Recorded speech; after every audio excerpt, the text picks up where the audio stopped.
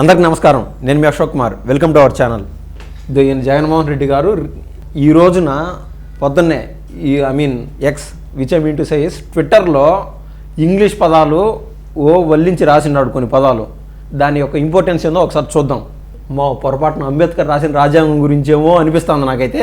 Coming to the matter, our sovereign socialist secular democratic republic guarantees us justice, equality, liberty and fraternity.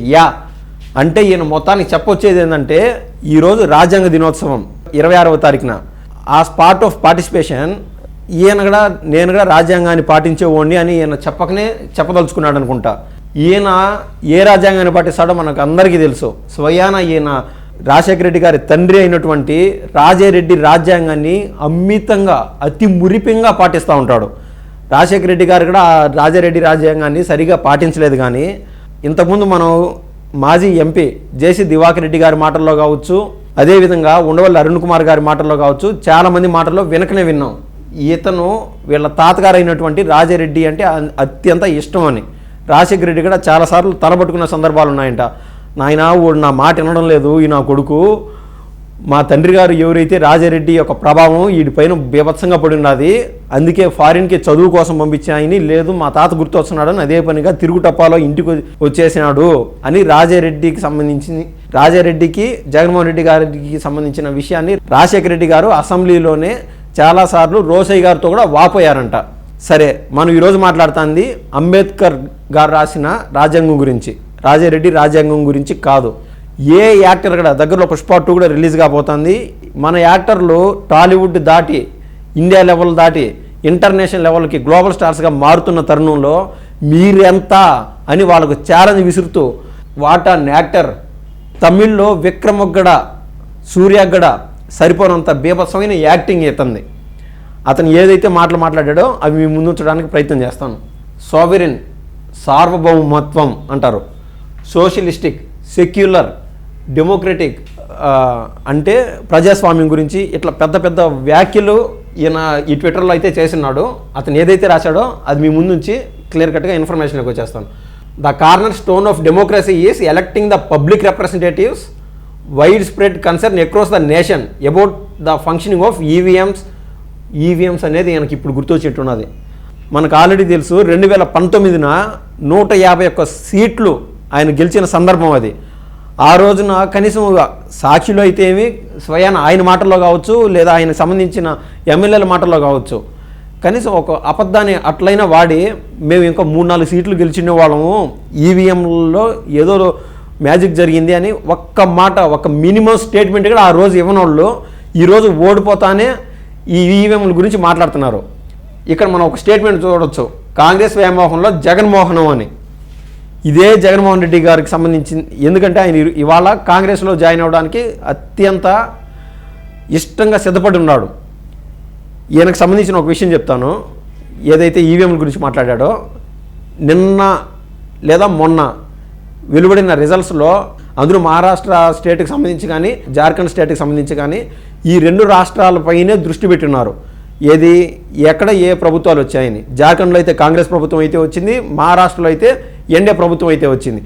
కానీ ఈ గ్యాప్లో మన దేశం మొత్తంలో కేవలం 2 చోట్ల బై ఎలక్షన్స్ అంటూ జరిగాయి. ఒకటి మహారాష్ట్రలోని నాందేడ్ నియోజకవర్గం, అదేవిధంగా కేరళలోని వాయనాడ్ నియోజకవర్గం. ఈ 2 చోట్ల బై ఎలక్షన్స్ అంటూ వచ్చాయి. ఇక్కడ నాందేడ్లో కాంగ్రెస్ గెలిచింది, మహారాష్ట్రలోని నాందేడ్ ఎంపీ కాన్స్టిట్యున్సీ. అదేవిధంగా వాయనాడ్లో ప్రియాంక గాంధీ గారు గెలిచారు. ఈ వాయనాడుకి సంబంధించిన ఒక సింపుల్ డేటా చెప్తాను. లాస్ట్ టైం రాహుల్ గాంధీ ఎప్పుడైతే పోటీ చేశాడో అప్పుడు కేవలం అక్కడ నమోదైన ఓటింగ్ పర్సంటేజ్ వచ్చి 70% ఓటింగ్ పర్సంటేజ్ అనేది నమోదైంది. ఆ 70%లో రాహుల్ గాంధీకి దాదాపు 4 లక్షల ఓట్ల మెజారిటీ అయితే వచ్చింది. ఒక మెయిన్ పాయింట్, ఒక బీభత్సమైన లుసుగు ఇక్కడ చూపిస్తాను. ఇప్పుడు ఈ బై ఎలక్షన్లో కేవలం 65% అనేది, అంటే అతి తక్కువ మంది ఓటింగ్లో అయితే పాల్గొనడం జరిగింది. ఈ వాయనాడుకి సంబంధించి అక్కడ ప్రియాంక గాంధీ గారు పోటీ చేశారు. ఇంతకుముందు రాహుల్ గాంధీ పోటీ చేసినప్పుడు దాదాపు 4 లక్షల మెజారిటీ వచ్చింది. కానీ ఇప్పుడు ప్రియాంక గాంధీ గారు పోటీ చేసినప్పుడు నమోదైన ఓట్ల శాతం తక్కువ, పూర్వంతో పోలిస్తే 70% అప్పుడు పోలైతే ఇప్పుడు కేవలం 65% పోలైనాయి. ఈ తక్కువ పర్సంటేజ్ ఓటింగ్లో కూడా దాదాపు 6 లక్షల మెజారిటీ ప్రియాంక గాంధీ గారికి రావడం జరిగింది. ఇక్కడ అర్థం చేసుకోండి, ఈ ఈవీఎంలు అనేది ఏమన్నా ఇంపాక్ట్ చూపిస్తున్నాయా అనేది.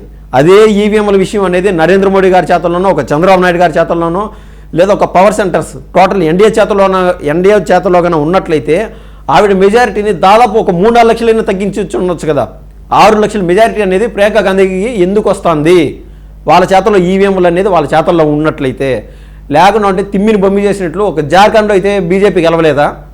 ఏదో మసిపూసి మారేడుకాయ చేయాలా, నా ఓటమికి పక్కనోడి పైన బురద చల్లాలా? ఈ యొక్క పంతాలో ఈ యొక్క రాజారెడ్డి రాజ్యాంగాన్ని బలంగా విశ్వసించే ఈయన అంబేద్కర్ గారి ఫోటోని బూచిగా చూపించి అంబేద్కర్ గారి భుజాలపైన తుపాకీ తోట పెట్టి ఏ టీడీపీనో, ఏ ఎన్డీఏనో, లేదా ఏ నరేంద్ర మోడీనో కొట్టాలని కూడా అయ్యే పని కాదు. ఆల్రెడీ మీరు రాసినట్లు it's on a democratic India, నీ వల్ల కాదు. అదేవిధంగా ఈ కింద ఈయన రాసిన రాతలో ఏం చెప్తున్నా అంటే, ప్రపంచంలో చాలా ముందుకు వెళ్ళినటువంటి దేశాలు ఐదర్ యూకే కావచ్చు, యుఎస్ కావచ్చు, వీటన్నిటిలోనూ ఈవీఎంల పద్ధతి జరగట్లేదు. అంత అభివృద్ధి చెందిన దేశాల్లో కూడా కేవలం బ్యాలెట్ పేపర్లనే నమ్ముకొని ఉన్నారు అని ఇతను చెప్తున్నాడు.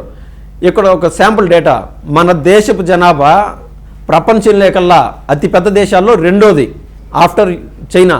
ఇంతమంది జనం పెట్టుకొని అట్ ఏ టైం ఇప్పుడు దగ్గరలో జమిలీ ఎలక్షన్స్ కూడా రావచ్చు కాక, ఇదే కోవలో దేశం అంతా ఎంపీ ఎలక్షన్స్ అనేది ఒకేసారి జరుగుతుంది. ఇంతమంది జనాభాని మొబైలైజ్ చేయాలంటే ఈ రాజారెడ్డి రాజ్యాంగాన్ని నమ్ముకునే ఇలాంటి వాళ్ళ చేతల్లో బ్యాలెట్ పేపర్లు కన్నా పెడితే మీరు పాత సినిమాలు ఏవైనా చూడండి, ఆ బ్యాలెట్ పేపర్లను చింపడము, లేదా వాటిలో పెట్రోల్ పోసి తగలబెట్టడం, లేదా ఆ బ్యాలెట్ బాక్సులు ఎత్తుకొని ఇదే కదా జరుగుతుంది. ఇట్టోళ్ళకి ఈవీఎంలే కరెక్ట్ అయిన పద్ధతి, కరెక్ట్ అయిన మందు. అందుకు అది జీర్ణించుకోవాలని జగన్మోహన్ రెడ్డి కాంగ్రెస్ వ్యామోహంలో ఇవన్నీ ఏది గొప్పగా చెప్తున్నాడు.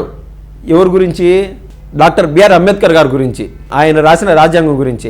అదే దళితుల పైన అంత అభిమానం ఉన్నట్లయితే మనందరికీ తెలుసు, కేవలం మాస్కులు అడిగిన పాపానికి దళిత కులంలో పుట్టి అంత మహోన్నత స్థాయికి చేరినటువంటి డాక్టర్ సుధాకర్ గారిని బీభత్సంగా వెనక చేతులు మడిచి చొక్కాయించి అంత అవమానించి మెంటల్ అనే సర్టిఫికేట్ ఇప్పించి ఆయనంతటికి ఆయన సూసైడ్ చేసుకునే పరిస్థితికి రప్పించాడు. అదేవిధంగా ఇప్పుడు ఎమ్మెల్సీగా ఉన్నటువంటి అనంతబాబు వికటాటహాసాలు దరహాసాలు చేస్తూ ఉన్నాడు. ఒక మనిషిని చంపొచ్చి ఆ పాపం ఎటువంటిదంటే అటువంటి కూడా కనీసం పార్టీ నుంచి సస్పెన్షన్ చేయకుండా ఇప్పటికీ అతన్ని ఎంకరేజ్ చేస్తూ ఉన్నారు. అనంతబాబు ఏం చేశాడు? ఒక దళితుడు అయినటువంటి సుబ్రహ్మణ్యుని చంపి డోర్ డెలివరీ చేశాడు. దళితులపైన వీళ్ళకా ప్రేమ ఉండేది, దళితులపైన వీళ్ళకా ఇష్టం ఉండేది. ఇటువంటి వాళ్ళు నీతులు చెప్తా ఉన్నారు, మనం వింటా ఉన్నాం. దానికి తోడు అందరికీ దేశ స్థాయిలో అర్థం కావాలని చెప్పి ఒక ట్విట్టర్లో కొన్ని ఇంగ్లీష్ పదాలు వేసి దంచి కొట్టిన్నాడు ఇతను. దయచేసి మన మాజీ ముఖ్యమంత్రి జగన్మోహన్ రెడ్డి గారు చెప్పే ఇట్లాంటి నీతిమాలిన వ్యాఖ్యలు, పర్టికులర్గా డాక్టర్ బిఆర్ అంబేద్కర్ పేరు వాడటం నాకు ఊహించుకుంటా ఉంటే నా అంత అసహ్యంగా ఉండదు. లిస్టు వేస్తే డేటా ఒక 50 పేర్లు వస్తాయి. అంత అన్యాయం చేశాడు ఒక దళితులకి. ఇవాళ ఆయన నోటి నుండి కానీ ఆయన చేతి రాతల్లో కానీ దళితుల పేర్లు ఎత్తుకోవడం నాకు అంత అసహ్యంగా ఉండదు. దయచేసి ప్రజలందరూ అప్రమత్తంగా ఉండాలని, జగన్మోహన్ రెడ్డి గారు చేసే వ్యాఖ్యలు కానీ ఆయన నడవడిక పైన చాలా అప్రమత్తంగా ఉండాలని నేను కోరుకుంటున్నాను. ధన్యవాదాలు.